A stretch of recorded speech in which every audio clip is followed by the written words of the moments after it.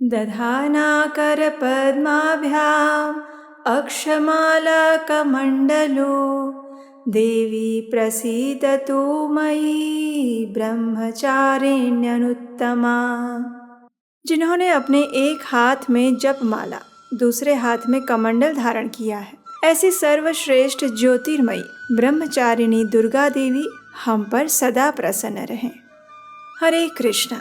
आज नवरात्रि का द्वितीय दिन है। आज के दिन माँ दुर्गा के ब्रह्मचारिणी स्वरूप का विधि विधान के साथ पूजन किया जाता है। भाव पूर्वक माँ दुर्गा के इस स्वरूप की पूजा आराधना की जाती है। माँ का स्वरूप अत्यंत तेजोमय और भव्य है। नवरात्रि के दूसरे दिन साधक का मन स्वाधिष्ठान चक्र में स्थित होता है। माँ ब्रह्मचारिणी ने भगवान शिव को पति रूप में पाने के लिए कठोर तपस्या की थी और इसीलिए माँ को ब्रह्मचारिणी और तपश्चारिणी कहा गया है। माँ ब्रह्मचारिणी हमें तप की शक्ति देती है और तप मात्र शारीरिक नहीं होता, मानसिक भी होता है। और मानसिक तप यानी अपनी इंद्रियों को वश में करके अपनी चेतना को श्री हरि की भक्ति में लगाना। हमारी इंद्रियों को वश में करने की शक्ति हमें भगवती माँ दुर्गा का ब्रह्मचारिणी स्वरूप ही प्रदान करता है, क्योंकि सभी शक्तियों का मूल माँ भगवती है। इसलिए इस पावन नवरात्रि के दिनों में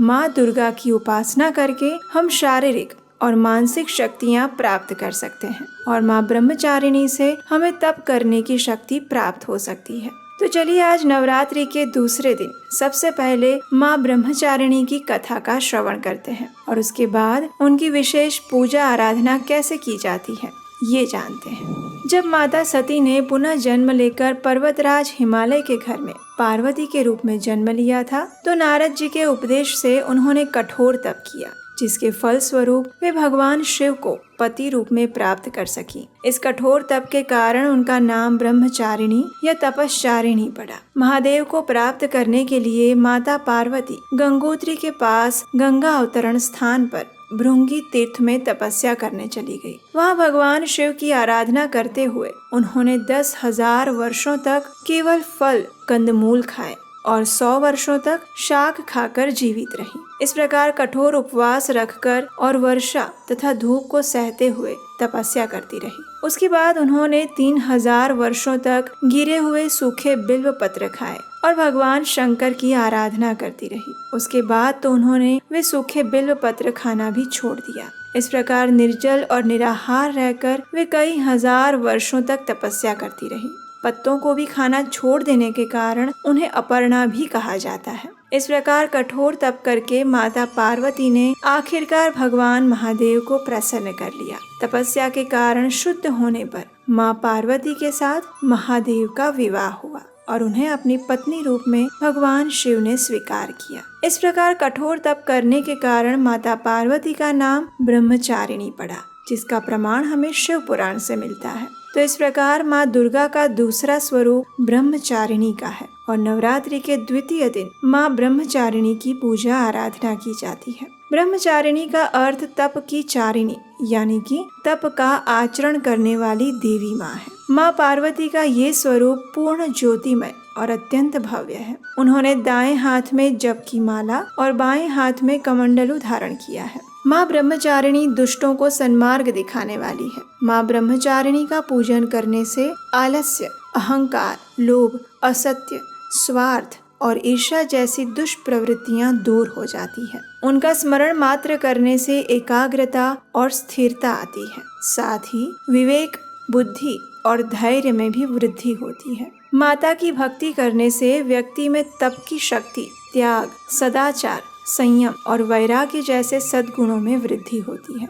आइए अब हम देवी भगवती से जुड़ी एक और पौराणिक कथा का श्रवण करते हैं। एक समय व्यासदेव ने राजा जन्मेजय से इस कथा का वर्णन किया था और वो कथा इस प्रकार है। अनेक वर्षों पूर्व हयहय वंश में एक राजा हुए थे। उनका नाम था कार्तवीर्य। धर्म में सदा तत्पर रहने वाले उन बलशाली राजा की 1000 भुजाएं थीं, अतः लोग उन्हें सहस्त्र अर्जुन भी कहते थे। उन्होंने दत्तात्रेय जी से मंत्र की दीक्षा ली थी और उस समय वे भगवान विष्णु के अवतार माने जाते थे। भगवती जगदम्बा उन नरेश की इष्ट देवता थी। वे परम सिद्ध, सब कुछ देने में समर्थ और भृगुवंशी ब्राह्मणों के यजमान थे। इस परम धार्मिक नरेश का अधिकतर समय दान करने में ही व्यतीत होता था। उन्होंने बहुत से यज्ञ किए थे और प्रचुर संपत्ति ब्राह्मणों को बांट दी थी। उस समय राजा कार्तवीर्य के दान से वे भृगुवंशी ब्राह्मण अत्यंत धनी कहलाने लगे थे। घोड़े और रत्न इत्यादि की प्रचुर संपत्ति के कारण विश्व में उनकी अपार ख्याति हो गई थी।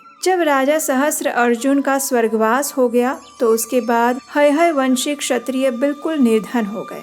एक समय इन सभी क्षत्रियों को धन की आवश्यकता पड़ी और इस धन को मांगने के विचार से वे उन सभी भृगुवंशी ब्राह्मणों के पास गए। विनम्रता पूर्वक उन्होंने ब्राह्मणों से बहुत से धन की याचना की, किंतु उन लोभी ब्राह्मणों ने कुछ भी धन नहीं दिया। वे बार बार यही कहते रहे कि हमारे पास कोई धन नहीं है। ब्राह्मणों को लगने लगा कि ये हय वंशी क्षत्रिय अब हमें अवश्य ही भयभीत करेंगे, इसलिए उन सभी ब्राह्मणों ने अपनी प्रचुर संपत्ति जमीन में गाड़ दी।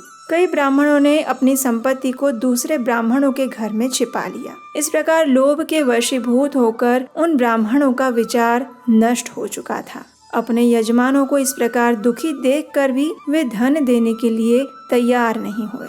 उसके बाद बहुत से हय वंशी क्षत्रिय धन प्राप्त करने की इच्छा से भृगुवंशी ब्राह्मणों के आश्रम पर पहुँचे। जब जाकर देखा तो ब्राह्मण तो अपने अपने आश्रम छोड़ के चले गए थे। तब उन क्षत्रियों ने द्रव्य पाने के लिए वहाँ की जमीन को खोदना आरंभ किया और इसी बीच किसी एक व्यक्ति की दृष्टि घर में गाड़े हुए धन पर पड़ी। सबने धन देख लिया था। जहाँ भी पता चला वहीं जमीन खोद कर वे सारा धन ले लेते।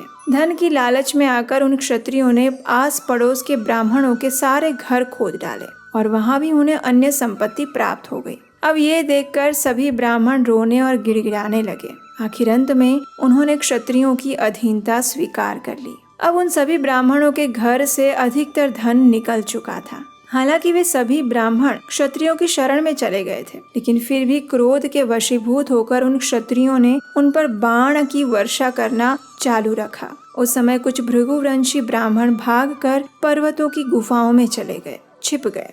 तो हय वंशी क्षत्रिय भी वहां पहुंच गए। भृगुकुल का संहार करते हुए वे इस भूमंडल पर विचरण करने लगे। जहां भी इन क्षत्रियों को भृगु के वंशज मिल जाते, वे उन्हें अपने तीखे तीरों से मार कर उन्हें मृत्यु के देवता यमराज के पास पहुंचा देते। अब ये सभी क्षत्रिय पाप करने लगे थे। उनके इस निंदनीय कर्म से जिन स्त्रियों का गर्भ नष्ट हो जाता था, वे बेचारी अत्यंत दुखी होकर कुरोरी पक्षी की भांति विलाप करने लगती थी। और उस समय तीर्थवासी कुछ अन्य मुनियों ने उन अभिमानी हय वंशी क्षत्रियों से कहा, हे क्षत्रियों, तुम ब्राह्मणों पर इतना भयंकर क्रोध मत करो। ये बड़ा ही अनुचित कर्म है। तुम्हें ऐसा निंदनीय कार्य नहीं करना चाहिए। जो भृगुकुल की स्त्रियों के गर्भ का भी उच्छेद करने में तुम तत्पर हो गए हो। हे क्षत्रियों, जब पुण्य अथवा पाप उग्र और असीमित हो जाता है, तब उसका फल इस जन्म में ही सामने आ जाता है। अतः कल्याणकामी पुरुषों को ऐसा निंदनीय कार्य नहीं करना चाहिए। क्रोध में भरे हुए वे हय संज्ञक क्षत्रियों ने जब ये बात सुनी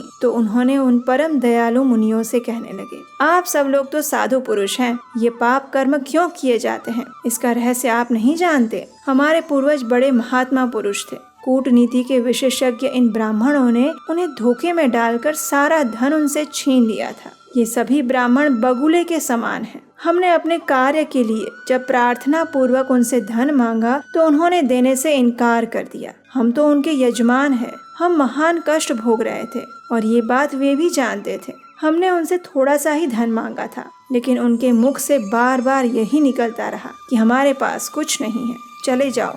धन पास होने के बाद भी उन्होंने हमारी प्रार्थना को ठुकरा दिया था। जब हमारे पूर्वज महाराज कार्तवीर्य ने इन्हें अपनी संपत्ति सौंपी थी, तब किस प्रयोजन से ये उनकी धन की सारी संभाल करते रहे। ना तो उन्होंने कोई यज्ञ किया, ना याचक के मांगने पर कुछ दान दिया। ब्राह्मण का तो कर्तव्य होता है कि वो किसी भी प्रकार के धन का संचय ना करे, विधि पूर्वक यज्ञ करे, दान दे और सुख सुविधा के लिए खाने पीने में व्यय करे। हे विप्रो, ऐसा बताया गया है कि धन रहने पर राजा, चोर, अग्नि और धूर्तों द्वारा महान भय उपस्थित होता है। धन का संग्रह करने वाला व्यक्ति स्वयं मरकर उससे अलग हो कठिन दुर्गति को प्राप्त करता है। ये सभी नियम वे जानते थे। उसके बाद भी ये पुरोहित ब्राह्मणों ने लोभ के कारण संशय में पड़े रहे। दान, भोग और नाश, यही तीन धन की गतियां हैं। पुण्यात्मा पुरुषों का धन दान और भोग में खर्च होता है और पापी यूं ही अपनी संपत्ति से वंचित हो जाते हैं। जो कृपण लोग न तो धन का दान करता है, न खाने पीने में खर्च करता है और केवल संचय ही करता रहता है, उसे महान क्लेश भोगना पड़ता है और अंत में उसका धन नाश हो जाता है। इसलिए हमारे गुरु कहलाने वाले इन अधम ब्राह्मणों को मारने के लिए हम तत्पर हुए हैं। ये बड़े ही धूर्त हैं। आप तो महात्मा पुरुष हैं, इसलिए आप कृपया इस विषय में क्रोध ना करें। इस प्रकार मुनियों को आश्वासन देने के बाद उन हय वंशिक क्षत्रियों ने अपना कुकृत्य चालू रखा। धन की लालच में आकर उन क्षत्रियों ने ब्राह्मणों को बहुत सताया। लोभ में भरे हुए मानव की बुद्धि नष्ट हो जाती है। वो पापी व्यक्ति कौन सा ऐसा दुष्कर्म है जो नहीं कर सकता। काम, क्रोध और अहंकार ये तीनों शत्रु हैं, लेकिन ये लोभ इनसे भी बढ़कर शत्रु है। इस प्रकार हय वंशिक क्षत्रियों ने दुष्ट बुद्धि वाले बनकर समस्त भार्गव वंश के ब्राह्मणों का संहार कर दिया। जब हय वंशी क्षत्रिय भार्गव वंश की स्त्रियों को इस बात का पता चला तो वे अपार पीड़ा का अनुभव करने लगी। तब वे भय के कारण अत्यंत घबराकर जीवन से निराश होकर हिमालय पर्वत पर चली गई। वहीं नदी के तट पर उन्होंने मिट्टी की माँ गौरी की मूर्ति बनाकर स्थापित की और निराहार रहकर उपासना करने लगी। अब उन्हें अपनी मृत्यु सामने दिखाई दे रही थी। उस समय उन श्रेष्ठ स्त्रियों के पास स्वप्न में देवी पधारी और उनसे कहा, तुम लोगों में से किसी एक स्त्री की जांघ से एक पुरुष उत्पन्न होगा। मेरा अंशभूत वो पुरुष तुम लोगों का कार्य संपन्न करेगा। इस प्रकार कहकर भगवती जगदम्बा अंतर्ध्यान हो गई। नींद टूटने पर उन सभी स्त्रियों के मन में बड़ा हर्ष हुआ। उनमें से एक चतुर स्त्री ने गर्भ धारण किया। उसका हृदय भी भय से वंचित नहीं था। वंश वृद्धि के लिए वो वहाँ से भाग चली। क्षत्रियों ने उसे भागते देख लिया। जब उन्होंने देखा कि तेज से इस ब्राह्मणी का मुखमंडल चमक रहा है, तब वे उसके पीछे दौड़े और कहने लगे, बहुत शीघ्र ही इस नारी को पकड़ लो और मार डालो, क्योंकि गर्भ धारण करके ये यहाँ से जा रही है। इस प्रकार कहते हुए हाथ में तलवार लेकर वे उस स्त्री के निकट पहुँच गए। भय से अत्यंत घबराई हुई वो स्त्री सामने आए हुए उन क्षत्रियों को देखकर रोने लगी। गर्भ में रहने वाले बालक ने सुना कि माता रो रही है। इसकी अवस्था बड़ी दयनीय है और कोई भी उसका रक्षक नहीं है। क्षत्रियों से संतप्त होने के कारण उसके नेत्र जल की धारा बहा रहे हैं। लगता है कि गर्भवती हिरनी सिंह के पंजे में पड़ गई हो। इस प्रकार आंखों में आंसू भरकर कांपती हुई माता को देखकर गर्भ में स्थित बालक के क्रोध की कोई सीमा नहीं रही। वह जांघ चीर कर तुरंत बाहर निकल आया, मानो कोई दूसरा सूर्य प्रकट हुआ हो। उस मनोहर बालक ने अपने तेज से तुरंत ही उन क्षत्रियों के नेत्र की ज्योति को हर लिया। उस बालक की ओर देखते ही मानो वे सभी क्षत्रिय नेत्र विहीन हो गए थे। जन्मांध प्राणी की भांति वे पर्वत की गुफाओं में इधर उधर भटकने लगे। वे समझ नहीं पा रहे थे कि आखिर इस बालक को देखते ही वे नेत्रहीन कैसे हो गए। इससे ये पता चलता है कि इस ब्राह्मणी का ही ये प्रभाव है, क्योंकि इसके पास सतीत्व का महान बल होगा। पतिव्रता नारियों का संकल्प कभी व्यर्थ नहीं हो सकता। दुखी होने पर वे क्षण भर में ही क्या नहीं कर सकती। ये सोचकर वे दृष्टिहीन और निराश्रय हय वंश के क्षत्रिय उस पतिव्रता ब्राह्मणी के शरणागत हो गए। उन्होंने अपनी सुध बुध खोकर दोनों हाथ जोड़ लिए और भय से घबराई हुई उस ब्राह्मणी को प्रणाम किया। उन्होंने ब्राह्मणी से प्रार्थना करते हुए कहा, हे माता, अब आप प्रसन्न हो जाइए। हम आपके सेवक हैं, इसमें कोई संदेह नहीं। पापमय बुद्धि हो जाने के कारण हम क्षत्रियों द्वारा महान अपराध हो गया है और इसी के फल स्वरूप आपकी दृष्टि पड़ते ही हम सब नेत्र विहीन हो गए। हे माते, हम आपकी शरण में आए हैं। अंधा हो जाना मरण से भी अधिक कष्टप्रद होता है, अतः हमें पुनः नेत्र प्रदान करने की कृपा करें। पुनः दृष्टि प्रदान करके हम सब क्षत्रियों को अपना सेवक बना ले और फिर हम शांत होकर अपने अपने स्थान पर वापस चले जाएंगे और इसके बाद कभी भी हम ऐसा घृणित कार्य नहीं करेंगे। अज्ञानवश हमारे द्वारा जो अपराध हुआ है उसे कृपया आप क्षमा करें। हाथ जोड़कर अपने समक्ष खड़े हुए उन नेत्रहीन क्षत्रियों को देखकर ब्राह्मणी ने उनसे कहा, हे क्षत्रियों, मेरे द्वारा तुम्हारी दृष्टि नहीं हरी गई है, ये निश्चित है। मैं तुम पर कुपित भी नहीं हूँ। इसका वास्तविक कारण मैं बता रही हूँ। सुनो, इस समय ये जो भृगुकुल का दीपक बालक मेरी जांघ से उत्पन्न हुआ है, तुम उसी के कोप के भाजन बने हुए हो। रोष में आकर बालक ने ही तुम्हारे नेत्र स्तंभित कर दिए हैं। भृगु के वंशज निरपराधी, धर्मात्मा और तपस्वी थे। जब तुम इनको मार रहे थे तब मेरे गर्भ में ये बालक आ चुका था। इसे 100 वर्षों से मैं अपने गर्भ में धारण किए रही थी।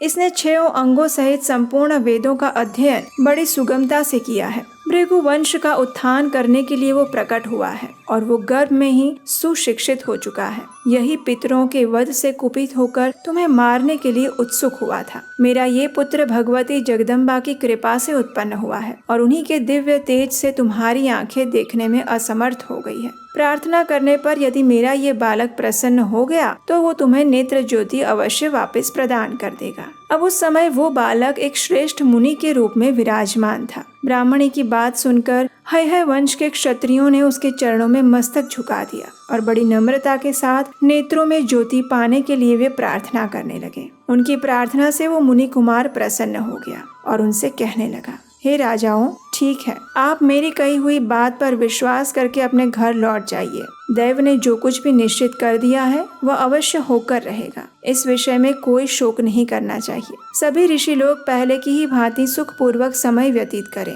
जितने भी क्षत्रिय हैं वे सब भी क्रोध त्याग कर आनंद पूर्वक अपने अपने राज्य में लौट जाएं। इस प्रकार उस तेजस्वी बालक के उपदेश देने पर हय वंशिक क्षत्रिय आज्ञा लेकर अपने अपने स्थान पर चले गए। अब उनके नेत्रों में पूर्ववत ज्योति आ गई थी। अब वे देखने लगे थे। ब्राह्मणी भी तेजस्वी और पृथ्वी के रक्षक के रूप में प्रकट हुए उस दिव्य बालक को लेकर अपने आश्रम में वापस आ गई। बड़ी सावधानी से वो उसका पालन पोषण करने लगी और इस प्रकार उस बालक ने भृगुवंशी ब्राह्मणों के वंश की रक्षा की। ये ऐसा बालक था जो कि भगवती देवी ब्रह्मचारिणी यानी माता पार्वती की कृपा से प्रकट हुआ था। चलिए अब हम देखते हैं कि नवरात्रि के दूसरे दिन माँ ब्रह्मचारिणी की पूजा आराधना कैसे करनी चाहिए। इस दिन प्रातः ब्रह्म मुहूर्त में उठकर जल्दी स्नान कीजिए। पूजा के स्थान पर गंगा जल छिड़क कर उसका शुद्धिकरण कर लीजिए। घर के मंदिर में दीप प्रज्वलित करें। माँ दुर्गा की प्रतिमा है तो उनका गंगा जल से अभिषेक करें। अगर मूर्ति नहीं है तो चित्र के ऊपर गंगा जल की कुछ बूंदे छिड़क कर उसे स्वच्छ करें। तत्पश्चात माँ दुर्गा को अर्घ्य दें। माँ को अक्षत, सिंदूर और लाल पुष्प अर्पित करें। भोग में स्वादिष्ट व्यंजन और फल, मिठाई इत्यादि अर्पित करें, किंतु भोग अर्पित करते समय ये ध्यान रखें कि ये शुद्ध और सात्विक हो, यानी बिना प्याज लहसुन का, क्योंकि भगवान को सिर्फ सात्विक चीजों का ही भोग लगाया जाता है। अब धूप और दीपक जलाकर दुर्गा चालीसा का पाठ करें और माँ की आरती करें। देवी माँ ब्रह्मचारिणी को गुड़हल और कमल का फूल अत्यंत पसंद है, इसलिए संभव है तो माँ की पूजा के दौरान इन्हीं फूलों को देवी माँ के चरणों में अर्पित करें। माँ को चीनी और मिश्री भी काफी पसंद है, इसलिए उनको चीनी, मिश्री और पंचामृत का भोग भी लगा सकते हैं। दूध और दूध से बने व्यंजन भी उन्हें अति प्रिय है, इसलिए आप उन्हें दूध से बने व्यंजनों का भोग भी लगा सकते हैं। इन्हीं चीजों का दान भी करना चाहिए, तो माँ के आशीर्वाद से सौभाग्य की प्राप्ति होती है। अब इस मंत्र के द्वारा माँ ब्रह्मचारिणी का ध्यान और मंत्र जप कर सकते हैं। वंदे वांछित लाभाय चंद्रार्धकृत शेखराम जपमाला कमंडलो धरा ब्रह्मचारिणी शुभम। इस प्रकार द्वितीय नवरात्रि का पूरा दिन माँ ब्रह्मचारिणी का विधि विधान पूर्वक पूजन किया जाए तो देवी माँ अवश्य प्रसन्न होती हैं और अपने भक्तों पर कृपा दृष्टि करती हैं। तो हमें आशा है कि ये कथा आपको अच्छी लगी होगी। इस नवरात्रि के पावन दिनों में देवी माँ भगवती देवी दुर्गा की नित्य निरंतर कथा सुनने के लिए आपके अपने चैनल को सब्सक्राइब कर लीजिए। और अगर आपको हमारे द्वारा सुनाई जा रही ये कथाएं अच्छी लगती हैं तो आप हमें आने वाली कथाओं को बनाने के लिए भी अपना आर्थिक सहयोग भेज सकते हैं स्क्रीन पर दिए गए नंबर पर। तो चलिए माँ दुर्गा के ब्रह्मचारिणी देवी स्वरूप को प्रार्थना करते हैं कि इस कलयुग में व्यक्ति के भीतर छुपे दुष्ट दानव यानी कि द्वेष, ईर्ष्या, गर्व, लोभ, क्रोध आदि का संहार करके हमें योग शक्ति प्रदान करें। हम अपने आध्यात्मिक तपोबल के माध्यम से परम भगवान श्री कृष्ण के आध्यात्मिक जगत को प्राप्त कर सकें। हरे कृष्ण।